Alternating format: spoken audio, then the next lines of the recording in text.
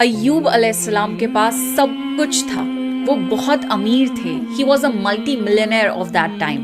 وہ بہت طاقتور تھے اور سوسائٹی میں ان کی رسپیکٹ تھی اور خوب ساری اولاد تھی. He had every thing. پھر اللہ نے انہیں آزمایا اور ان سے سب کچھ چھین لیا. ان کی ساری اولاد ایک ساتھ مر گئی. ان کی صحت چھن گئی اور انہیں بہت ساری بیماریاں لگ گئیں. ان کی فصل جل گئی اور وہ بالکل برباد ہو گئے. سب لوگوں نے ان سے کٹ آف کر دیا. ان کی بیوی جو شہزادی کی طرح رہا کرتی تھی، انہیں اپنے بال کاٹ کر بیچنے پڑے تاکہ وہ کچھ پیسے جمع کر پائیں. ایوب علیہ السلام نے اللہ سے رحم کی دعا مانگی اور اللہ نے ان کی دعا قبول کری. انہیں سب کچھ پہلے سے زیادہ دے دیا. برے وقت میں شکایتیں کر کے اللہ کو ناراض مت کریے، بلکہ شکر کر کے اللہ کو راضی کر لیجئے. یہ یاد رکھیے کہ اللہ ایک سیکنڈ میں آپ کی سچویشن بدل سکتا ہے.